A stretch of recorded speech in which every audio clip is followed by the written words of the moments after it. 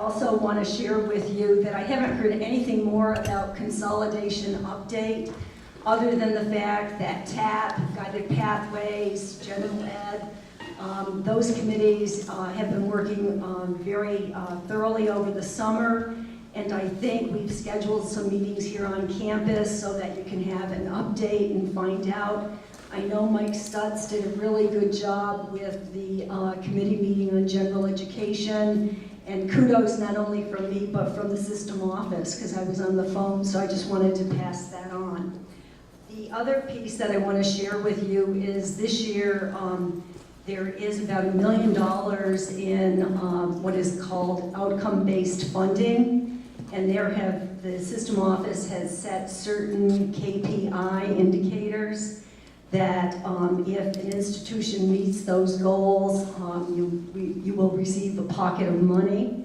And those goals have to do with retention rates, increasing the needle on retention rates, increasing the needle on graduation rates. There are about 21 KPIs that the system office has set. But in this first year, we are not being measured on all 21 of them. And I will get that information out to you in a memo so you can be cognizant of it. As I said in the newsletter, there were 3 priorities that I have for the year. One is increasing graduation rates, one is increasing retention rates, and thirdly, the system office is looking hard and fast at low enrolled programs. So basically, we really need to put program improvement plans in place, see if we can increase the enrollments in those programs that are lowly enrolled. If not, I think what we do is we declare a postmortem and sort of say, okay, what does this program need to morph into? What's out there that we aren't offering that really has a need by the Department of Labor? So I just wanted to throw that out to all of you. In addition, I've asked all of the manufacturing credit and non-credit folks to come together because I want to form a manufacturing advisory council. We're doing lots of great things in manufacturing, both on the credit and non-credit side. Come on, folks, there's some seats down here so you don't have to stand up.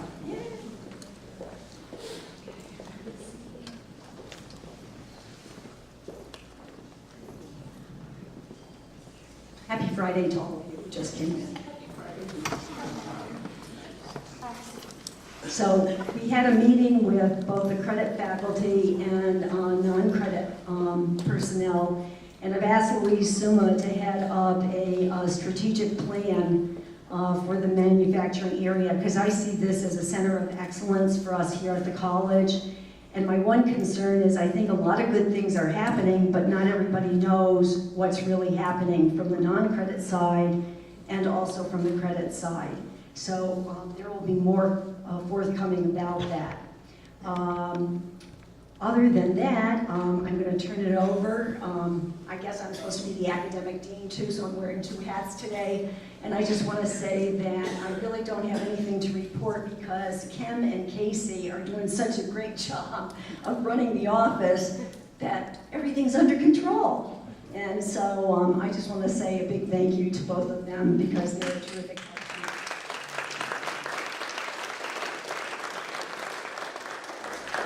We have had one conference call with,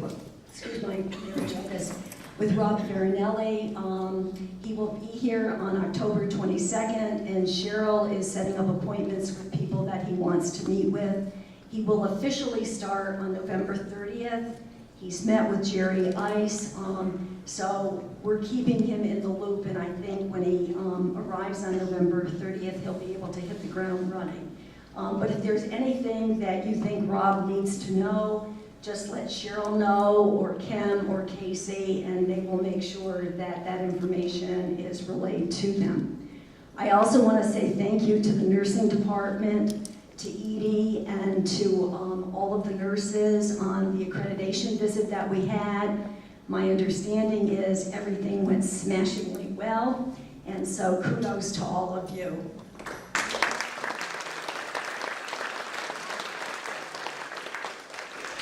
A special thank you goes to Rhonda because she was the person behind getting the self-study together, and that wasn't an easy feat with all of the certain specifications that were required in terms of drop boxes and information. So thanks, Rhonda.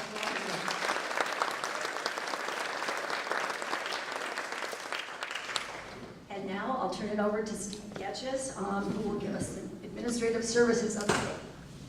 And HR and IT.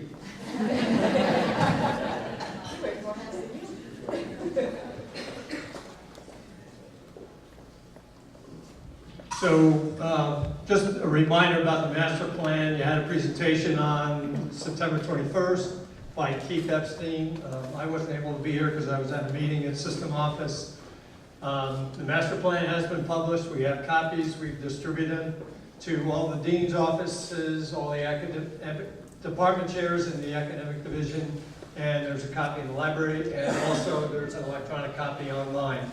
So there's the link, but it's on the extranet under the facilities page if you want to find it.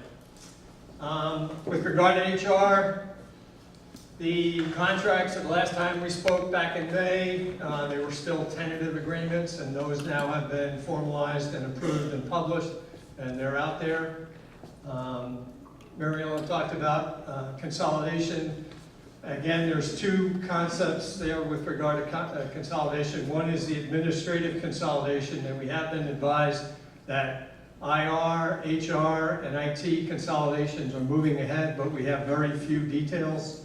One example, I guess, is Dr. Brian Lashley. I think he's been introduced at a prior meeting, whatever. He's new to Three Rivers. He also shares time at QV, and he's actually a System Office employee, so I think he's one of the first test cases of doing a administrative consolidation. So he's working, here, but he's actually a System Office employee. And again, regionalization, we've been advised, is still coming, and again, a few details. And again, thanks to HR and payroll for keeping us paid and documented correctly. With regard to IT, most, if not all, the staff users have been migrated to the cloud. We're using, again, the Microsoft OneDrive, getting away from local storage and pushing it out. And email archives, we have gotten rid of PSD files. There's plenty of room with Office 365 email, so your mail should be out in the cloud and accessible, pretty much anywhere. Web-based interface is very good. And just a reminder to run Identity Finder, now called Spirion, scans on any storage you have, and on your email to move any DCL3 data to the protected enclave. And another reminder, again, we're scheduled to upgrade Banner, again, another cloud-based system, going to the newer versions in November. And thanks to the IT staff for everything they do. With regard to admin services, the interior lighting project is almost done. We've got a few. They had challenges getting some of the bulbs, but they're hopefully wrapping that up soon. The A-Wing renovation project, the detailed design is complete. The bids should be received soon. Once we have those, we'll know timeframes, and then the project will have to go to bonding. So again, we have authorization for the funding, but we don't actually have the money to do the project. So we have to wait until that gets, and hopefully that'll occur before the current governor goes out of office, because then you don't know how long bonding is going to take. We talked about this project for a while, and I just want to reemphasize, I don't think I've made it clear enough, but the impact of this renovation is going to be felt throughout the campus. So we're all going to share the pain of that. There's a plug from Chris, my assistant, on travel reimbursement. She does all of the processing of those. So we're going to email out the procedures sometime today, and just to remind and for new folks who are new to the college, what that process is. And also another reminder to use the copy center. If you have large copy jobs, we save some money. Again, a plug, if you want to email your jobs there's an email, and they'll give us, up to 3 business days to get it done, but they'll put it in your box and you don't have to wait anymore. So, and again, thank you to the maintenance staff for their efforts in keeping this place clean and safe. And just real quick, any questions? And the next presenter, I think, is not here, so I'll do her part. She, I believe, is at the dentist. So she put together some slides. So I'm seeing these as for the first time too, so we'll go through these. Yeah, it's into these.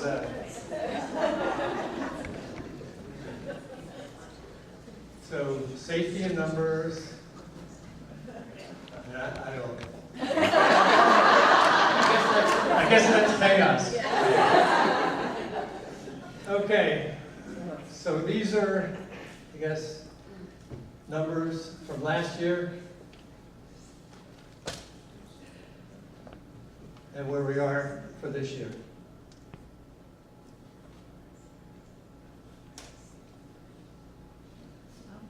So a slight increase, which is good. And now this is the spending side.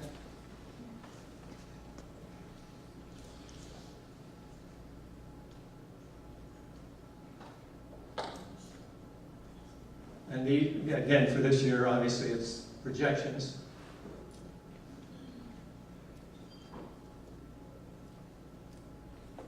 Again, slightly up, but still below revenue, so that's good. We talked about this project. Again, Gail was very instrumental in implementing this. It's a new chart of accounts that we've just implemented system-wide. So that was the way the old structure looked, fund, org, account, and program. And this is the new. They went to 6 digits instead of 4 and 2. And this numbering scheme is consistent throughout all 17 institutions, which, for the community colleges, we always had the same account structure, but the universities were different, and Charter Oak had their own as well. So now we're all on the same chart of accounts.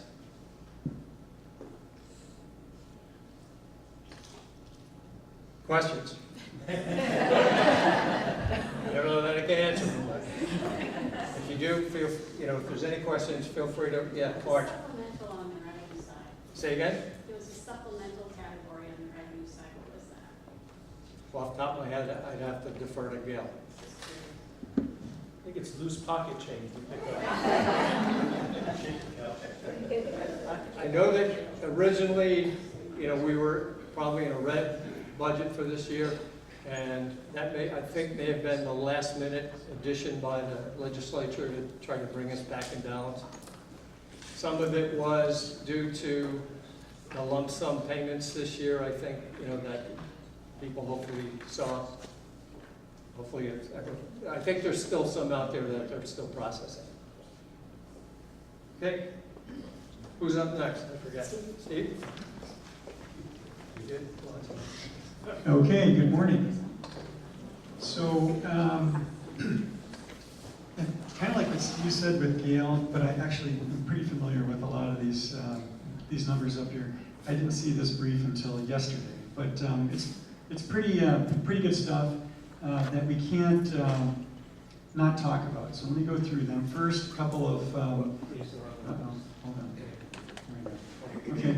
I see we already had the introduction, so I'm going to welcome Kevin again, but it's great to have you on our team. He was a great candidate, and I know he's going to be a great registrar when we went through the interview process, and he showed that to us then. I haven't had a chance to work with him, but I know he's going to be fantastic for the college. Also, Maria Krug, she's our new Title IX coordinator. I just wanted you all to meet her, to see her, to know who she is, and she's been actively involved in a lot of cases. I know I saw an email from like ODark 30 last night. I don't know what you were doing up last night, but there's something she's working on right now. So that's Maria. Maria is in the Laura Chin's old office of IR, and she's in the back office for Title IX, okay? All right, enrollment, we always talk about enrollment. It was actually a pretty good year. We were a little bit worried at first. Those numbers just weren't coming, as they usually don't. And then at the very end, everything came back together. The good news, even though the numbers you can see up there, 2017, 2018, we're down about 4.5% on the head count. All right, so that doesn't sound great, but it's actually pretty good. All right, so let me put the positive spin on it. Our new students that we brought in, we actually exceeded the new students of last year. So we're bringing in the students. We just have to figure out, like Mary Ellen was saying earlier, what it is we need to do for retention and some of those graduation rates. So if we can figure that out, we're really going to be in great shape because we're bringing in the new students, and a lot of the colleges are having a hard time doing that. Admissions are they're out there, marketing, you guys are out there, and it's really working. A couple of things right up at the top there, Super Saturday, we did again this year. We know it's helpful. A lot of the students can't make it during the week, whatever their schedules are, so they kind of save that opportunity so that they can do a meeting with us and be advised on the Super Saturday, advise, test, you name it. And a lot of students came in this fall. We did one deletion for non-payment. That hurts us. It sets us back when we do it. But actually, I think it was very well organized this year. And as we all knew it was happening, we were able to reach out to the students and recover quickly. So that worked out good. We did our duty, and we got the students back on track. Faculty advising, I just want to say thank you very much to all the faculty members that did help us. We could not do it without you. You are lifesavers, and especially when it comes near the end, we call it surge advising, but without you, we couldn't get all those students taken care of. And then finally, I just want to do a quick kudos shout out to Patrick Keller.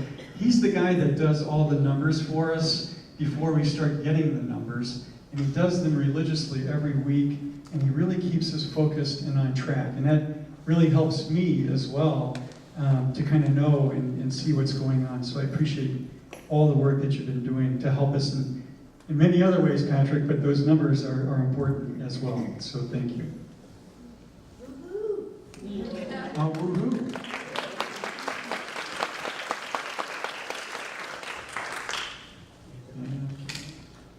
Okay, here we go. All right, so admissions, these are the updates that I got, but basically what it says up there is there's a lot of work going on in October. You can see that they've got 21 different college fairs that they're going to be taking care of and going out to do the visits. That keeps them out of the office as well, but they got to come back and do their other stuff. Things that you would normally expect, but good stuff. Deb DiCarlo this year is working with 16 international students. That's one of the bigger numbers that I've seen in the 4 years that I've been here. So I think a lot of it has to do with Deb. She goes out of her way to help those students to make their chances better of getting here, working with them on their financials and getting their all of their tuition in order. She's got a orientation coming up on the 24th, and that's a cool event where all of the students are able to exchange information among themselves, and you learn a lot of cool things. If you want to attend, why don't you stop by if you have an international interest. I learned a lot at the last one that we did. Then we have the annual guidance counselor teacher breakfast that's coming up on the 25th, and that's admissions working with CCP. Did I do that again, Steve? Here we go. Okay, so a couple of dates in the future here from advising and counseling. We have a transfer college fair on the 17th and 18th, and then advising days, you can see up there on the 1st and 5th of November. And I think, Christine, are you here? Okay, that's Christine's slide, but I think she's looking for help, as she always is. Yep, everybody's welcome, please help. Yeah, so thank you all in advance for coming out and helping us with that event. It's a big event, and it does help us a ton at the college. All right, another big note, all first-year students have advising holes put on them, so we need all of the faculty advisors to do their part. Please, when you advise them, you can remove the hold. As it says up there, if they're not your student, let the registrar know so that we can lift the hold. Okay? All right, workforce and community education, revenue. This is a big one for us. We've been watching this for quite some time. It's been, to me, kind of the tip of the spear for workforce because there's like a bottom line to everything. But the good news for us is we're doing really well. Look at the FY18 final revenue, 1.2 million and 600,000 net. You can follow it down to the other data there. Through the manufacturing pipeline, which has really helped our revenues a ton. You can see it's been going on for a while, April of 2016. We've served 400 plus students, right? That's cool. And also 90% of them have been hired into the job pipeline. So this program really works, and kudos to the workforce folks.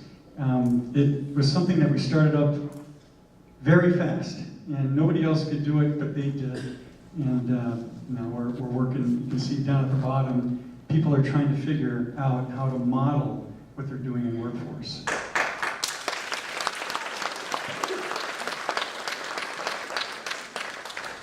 Okay, so the next one is just a quick visual. If you've been to Groton lately and gone over to Grosso Tech, that's what it looks like right now. They're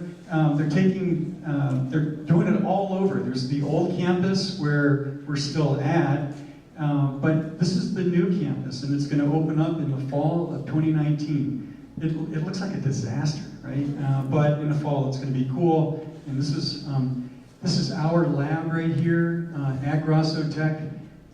Manufacturing Apprentice Center at Grosso Tech, and it's Three Rivers Place in the high school, which is really cool, which is also part of what we're trying to do is get kind of the trades back into the high schools through our training, and you'll see that on the next slide as well. So the first one is what I just talked about. The second bullet, so this is the thing where we're trying to get the trades back into the high school, both with, you can see up there, NFA and RAM. I went with Brett and Marge to RAM High School, and it's just an old, decrepit lab. But they want our advice, they want to know how to do it, and get that program up and running. And we're also going to do that, you can see, with NFA. We have a grant to serve 3 high schools per year for 3 years, so that's good news for us again. Finally, the bottom bullet, in the healthcare world, we're working with nursing to teach the CNA certificate program to 35 NFA high school students. And we're doing that actually right now at TRCC here at the college, which is pretty cool as well. So thanks to nursing for your involvement in that as well. Edie, thanks. All right. Yay, okay. Of course. And then finally, I've got up here, this is a shout out to financial aid. All right. What does that mean? There's a loan default rate, and it's a 3-year lagging indicator. And this is the best in 5 years that we've had it. We just got the final numbers from the Department of Education. So my shout out to financial aid, Ken Briggs and his crew. We are now at 10.7%. That is an amazing number, folks. So again, shout out to financial aid. You can see the trend. It's been pretty high in the last 5 years, so good job. Thank you. Okay, that's it. And next up, we have Kevin. Good morning. I just have a couple of quick things, and the first one is for faculty in particular. I want to make sure October 23rd is on your radar. That's the date we're seeking to have midterm grades submitted for all of you. This is a real important opportunity for us to give some concrete feedback to our students. Because as you know, sometimes there are pockets of students who either overestimate or underestimate their true performance, and it's a chance for us to kind of allow a mirror to hold up to them to see where they're at this point, at this juncture in the semester.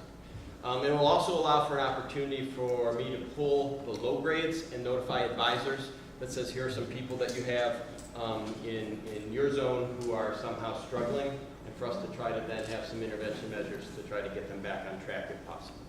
Okay? Second is you saw that we have the advising day on November 1st. That is the day when registration does open for both spring and for the winter terms. And one of the things we're trying to do right now is look at students who have some type of a hold or are in some type of situation that need fixed now, because if we can be proactive and resolve that soon, then we can have a smooth registration process and try to accelerate it so that more students are scheduled in and locked into classes early instead of waiting to the 11th hour. Okay. And I thank you all for welcoming me into the community. Thank you.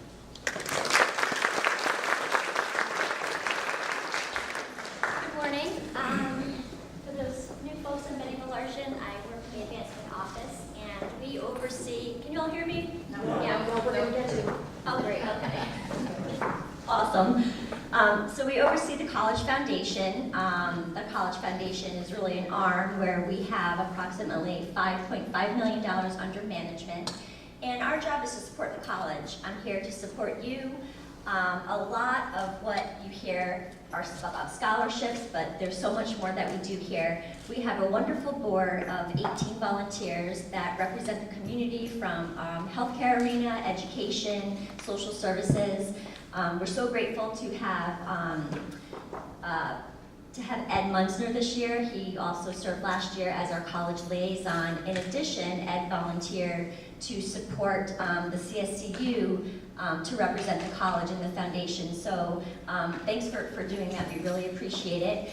We also have a student government that sits on the board as well. So we really are trying to understand more about what the college needs, what the college is doing, so that when we get requests, we can better serve all of you. You have heard about the annual appeal. The annual appeal is all year long. We do a number of different events that we receive unrestricted funding from. We just had our 21st anniversary golf classic on September 17th. We experienced a 25% increase in our net. So we raised about $43,000, which is great. Those unrestricted funds really help out when we get requests that may sort of be a little different than we used to fund, so it gives the board of directors a little more discretion so that we can fund those program initiatives. One of the things that stand out, you may have been involved with the makerspace, the pop-up makerspace. That was something that the foundation funded. So those are really cool things that we're doing. I want to talk about not only the annual appeal in terms of last year we raised over $20,000 from the faculty and staff. It helps out a ton. A lot of you give through payroll deduction. We take credit card, cash, but it really is, I think, we have the most supportive community here on campus, and I think that the foundation is able to do so much because of all of you. I do get questions as to, other than scholarships, we support nursing, we support manufacturing. We have a lot of opportunities for faculty development, for things that may sort of be in a different wheelhouse, where Todd Barry, last year you came to us, you had the Shakespeare production of Othello. It was wonderful. We were able to fund some smaller lecture series where you may think, well, it's not bringing in 300 people. Those are things that the foundation can fund and sponsor. Professional development. You may have within your department a time where you need to meet, you need to bring in a speaker. Come see me. We may be able to fund some of those opportunities so that you can have these experiences. Say you have a speaker to help with your courses. If you want to bring someone in to help expand upon what you're teaching in your course, come see us. We probably can help fund it. So I know Diva, we talked a week ago or so regarding some scholarship opportunities where we really want to try to help work on those goals, increasing our graduation rates. I think that everybody here, especially the Guided Pathway Committee, should be extremely proud. 2 years ago, they came to the foundation with a plan to work with these students in the summer, to provide them the extra funds to take those credits so that they can graduate a little faster, and it's working. So I think I'm here to support all of you. When Megan gets back next month, she will be here as well. But I think I want to express that there's really no topic that should be off the table.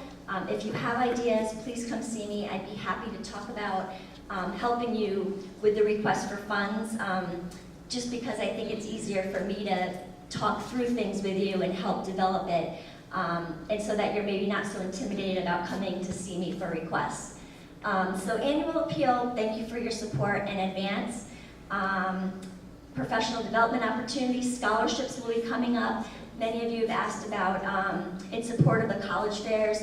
The time frame is really March and April for students to fill out applications, and that's traditionally when most students fill them out. So we're a little early for that, but we'll be working with students and all the departments as we get closer. So that's all I have. Does anybody have any questions? No? Next.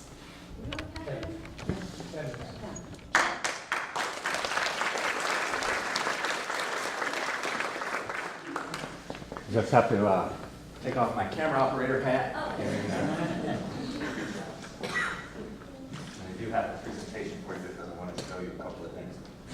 Okay, so I just wanted to update you on the results from the survey for the white paper survey. Before I do that though, just a reminder that if you do need any IR information, you have a request for us, that on the threerivers.edu site under institutional research, make sure that you use the form. The form allows both Brian and me to see the information. Both of us get that data, and then we can work together to decide how to do that. Brian's only with us, half-time. He's split between QV and Three Rivers, and so this makes sure that we put everything in the right priority and then we get it to you. Also, just to let you know, we're almost done with the fact book. That should be up there either today or Monday at the latest, but you will have it, and so it'll have all the fall data. So the white paper survey was where we had to supply information to the system office about what the next governor's administration should know. So I just wanted to show you that, the first question, what is your primary role? This is the breakdown of who responded. So we had full-time faculty, full-time staff, and we also did the adjunct staff and the students. And so it's a breakdown of faculty and staff, about half, and about half students. So that was a pretty good breakdown. And so what did we want policymakers to know? I pulled out kind of the highest scoring things, the things where the most people said them, and those are the things that you see on the screen. So there was a lot of comments about the importance of student differences, and so in parentheses I show you what those kinds of things were. That they're accommodations, jobs, they have kids, military obligations, health issues, socioeconomic, adults, older students, non-traditional, part-time, full-time, and some that are just out of high school. So these are some of the things that we said policymakers should know. And in addition, you see the other things there, that community college should be low cost, or that we should have free community college. This actually comes up on a number of questions. So, so you'll see the free community college and information about keeping tuition low or even decreasing tuition. The local value, the uniqueness of each college was important to many people, and that actually figured in many of the questions as well. So this first question was there, and you see it in several of the other questions too. We want to maintain high quality in our faculty, our teaching, our staff, our facilities, and we need new initiatives, innovation, student interest. So barriers to our being successful. Advising and counseling, there were several comments about mental health support, needing that, and needing more academic advising. Some programmatic barriers, so there were specific programs that were mentioned were FYE, developmental English and math, ESL, the PA 1240 was a concern, 15 to finish, course scheduling. Just going to hit a couple of these. Childcare was an issue, tutoring, transportation, food insecurity, and even more online courses. So bold initiatives that were needed throughout the system. Free college, I said that was one that actually figures throughout several of the questions. And debt freedom for our students, scheduling of classes, transfer agreements, online degrees, consolidation. And so consolidation was mentioned as a bold initiative that we needed. ESL and developmental ed improvements. Okay, policy issues that needed to be changed or that new policies that needed to be implemented. This was one, interestingly, like many of the people just did not know how to answer that one, and so in fact, that was the majority of the responses there. It's just they weren't sure what kinds of policies were necessary. Potential for growth, healthcare, nursing, nutrition, physical therapy assistant, occupational therapy, medical fields, manufacturing and STEM, IT and cybersecurity, human services, social work, robotics and artificial intelligence, and more online things. All right, so what do we do for underserved and non-traditional students, or what should we have for non-traditional students and underserved students? So if there were comments about non-traditional students, older students, parents, older workers, Hispanic students, minority, international students, ESL, and some people believe that the college does a good job already. There was communication about developmental math and English, and LGBT community. Initiatives or investments that were needed, jobs, job placement, career services, scholarships, fundraising, real-life training scenarios, hands-on, and more online learning. So targeting investment, the most neglected areas were faculty. That was the highest answer. Faculty and teachers were the responses that were given. Advising and career counseling, student services, costs, employment programs, such as HVAC, plumbing, STEM. And the most diminished services, supports, programs, or initiatives, faculty, tuition fees, financial aid, developmental programs, STEM. And other issues that we thought were important were community colleges are valuable and unique. We need to acknowledge faculty and staff more, decrease administrators, students treated as human beings, don't centralize the colleges and administration's resources are needed. And so those were the overall results of the survey. There were lots of individual answers too to those, where there was just one there. Those aren't showing, but where there were duplicates and things that we could group together. That was the information that we provided to the system. From what Mary Ellen tells me, among the presidents, they saw very similar themes, very similar items throughout all of the community colleges. Yeah, the community college presidents met last week, or 2 weeks ago, and basically we were asked to send in our results, and what's going to happen is the 12 community colleges are going to have one document that they send forward to the system office. But I mean, the responses are pretty similar, and we each did them independently.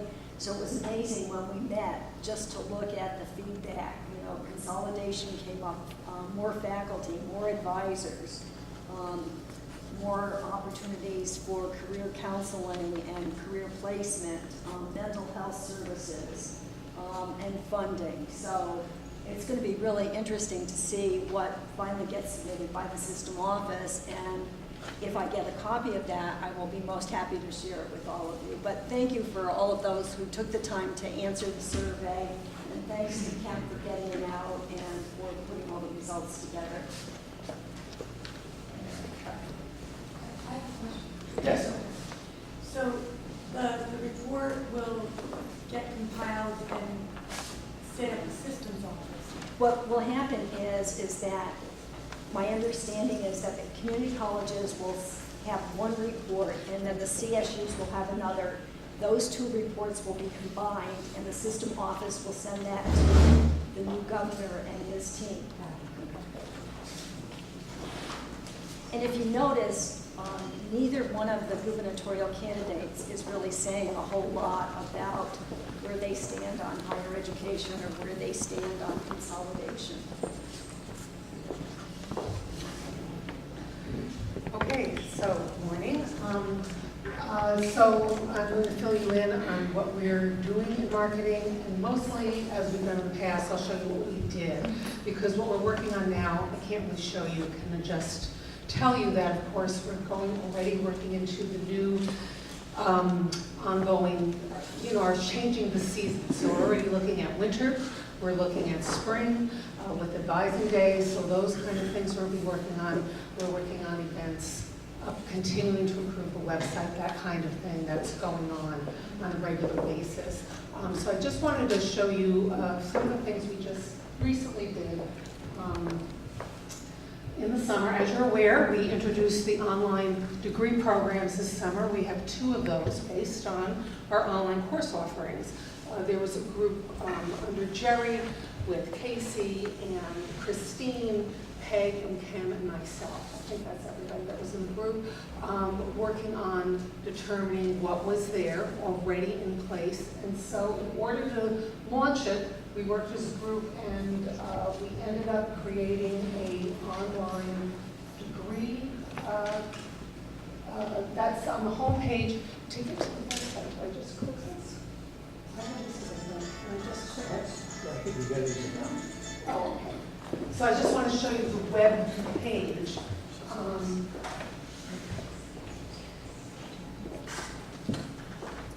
So when that was clicked, there's a few different ways you can get to our online programs. From up here, if you see under degrees and certificates, we have online degree and certificates. You can link to it from here.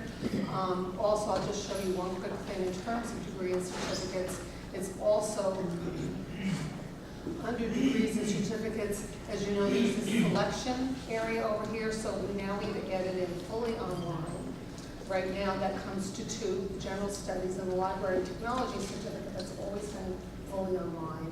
When you go to general studies page, you'll see that here is this link to a particular page that is similar to this, but is about the actual courses and specific things that are available to you on general studies. It talks about why it's good, the particular courses that are available. Go to, well, that's not working right now, I don't think. So that normally, if you're familiar with the courses pages, it feeds in, it has all the courses, that kind of thing. But then going back, so then just going back quickly to our online degree program. So we created a landing area that would be competitive with other colleges and online programs. Obviously, we're starting very small, 2 programs. Casey, Christine, everybody's working on, we think we can introduce 3 more relatively quickly based on the courses that we have available. So we're hoping to do that in the next few months.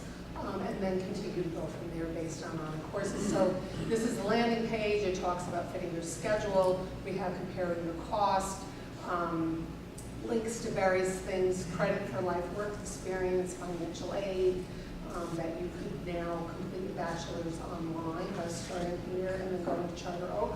I don't know if you're all familiar or aware with that, but now we have an agreement with Charter Oak that people can finish their junior and senior year at Charter Oak at the same cost that it is available for us here. So their tuition is exactly the same as a community college tuition.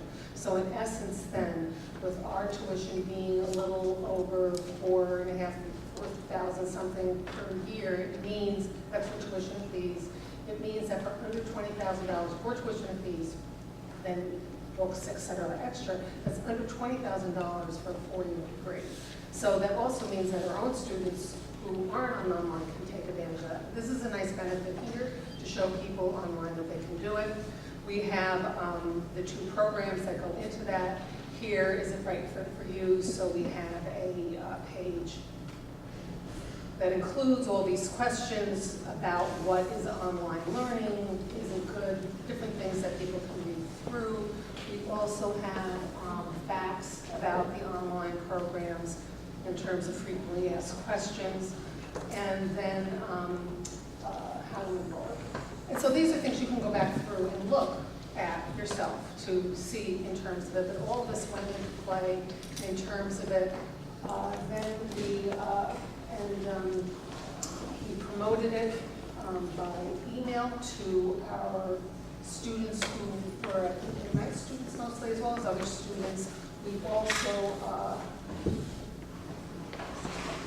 the other thing we had done is we did some advertising on Facebook and Instagram we did some advertising on Facebook and Instagram, as well as we paid for Google AdWords for us. And so we reached thousands and thousands of people.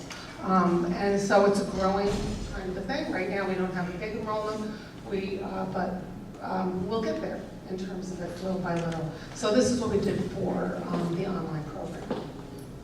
For fall registration, you probably had seen, as Steve had mentioned, we realized in July that it wasn't going in the same way we had thought it was going in terms of in the past.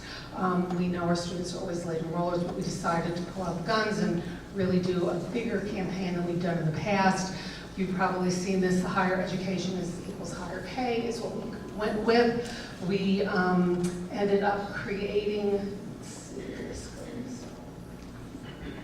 a landing page also that every ad, and if you went in and looked for higher education equals higher pay, you would get this where we included the difference between median weekly earnings for people with, depending on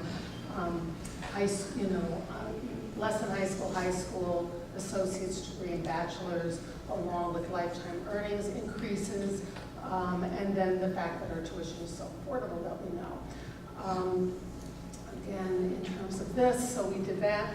We then created ads. We did our general ads in newspapers and the weeklies that we had done. We did, with the Norwich Bulletin ad that we did, we got a web ad on that. We also did Facebook and Instagram ads that we paid for and expanded quite a bit on. We did a release. We did a bunch of press releases that got into the papers. We also, for the first time, did billboards. And there's only one digital billboard in our entire area that we have. And this is on Route 85. As you go down 395, you go off to Crystal Mall. It's right there on the left-hand side. We got the side of the billboard that you see coming off of 385 going to Crystal Mall. So we had that. It appeared for a month, every 8 seconds. It went up for 8 seconds. Within a minute, there are, I think, whatever that divides out to, about that many people, and then we would rotate between this ad and this one. So we just had 2 different views that would show up. We also did bus shelters, we did buses, and then we also went into the malls. So we decided to do the Tanger malls over in Foxwoods. We did, and in there, you really, I don't know if you can really see it in there, but here was a little note about the fact that our tuition rate is, that Connecticut, that's our Rhode Island and Massachusetts, prospective students could get a Connecticut tuition rate. It's coming here. We figured that that would be a good thing to put in Foxwoods because people come from all over there.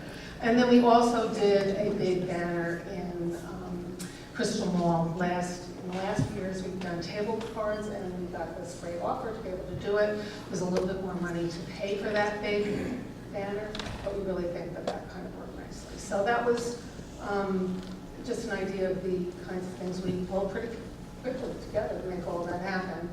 And that's it. So anything else I can mention to you?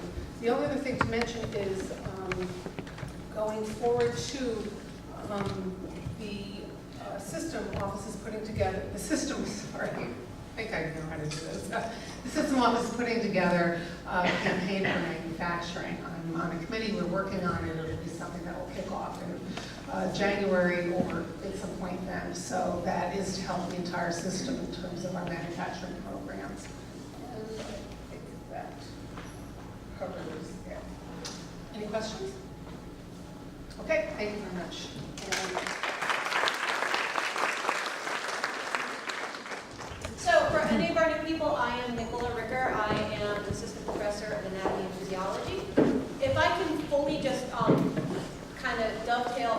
Catherine was saying, I want to let you guys know, because since everybody's here, it's going to not be appropriate, hopefully it's not, it is. There is a new offering, fully online, 3-credit basic biology course that is on the spring calendar. So that it's another option for that online general studies class. Again, it's a non-lab, free science, non-majors bio course. So I just wanted to let everybody know that right now, since advising is coming up.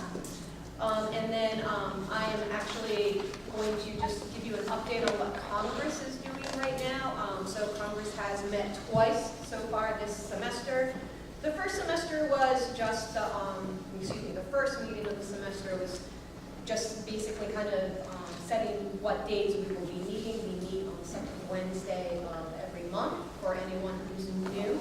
If you need a copy of the governance document, just send me an email and I can send that right to you so you can see how the college is organized and what tenets we kind of operate under.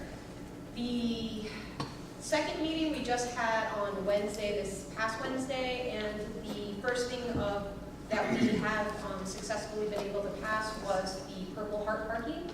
So we have, will be established 2 parking spots in the front of the school for Purple Heart recipients.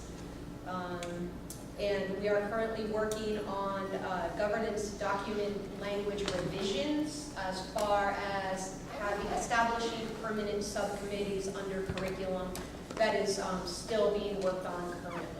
So if anyone has any questions or has any concerns, please bring it to your Congress rep or come directly to me, Stephen Neufeld, who is the secretary / parliamentarian, and then Rick Bennett, who is the vice president. And we will be happy to listen to any concerns or questions that you have and try our best to make sure that they are heard at Congress.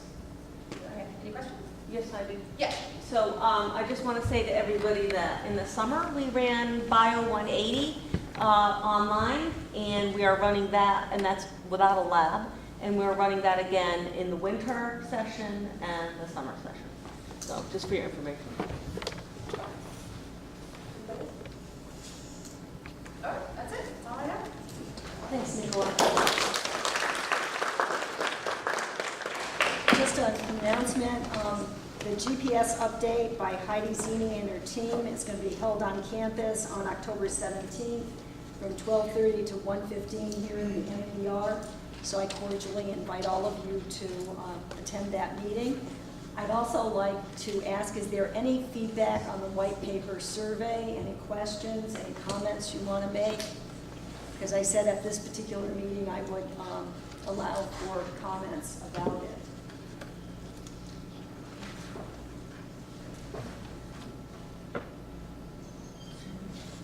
Stay tuned. And I just want to say thanks again to all of you for your help in making Jerry's send-off a real celebration. I know many people have commented about what a great uplifting party it was, and I really think it was a real good time was had by all who attended. So thank you all very, very much. And I look forward to welcoming Rob next month. It's hard to believe that we're almost at the middle of October. Where has the semester gone already? So hopefully we can do something to welcome him and just have a great semester. I think we've got a lot of good things going at Three Rivers. We've got a lot of energy, a lot of enthusiasm, and a lot of hard work by many, many people across the campus community.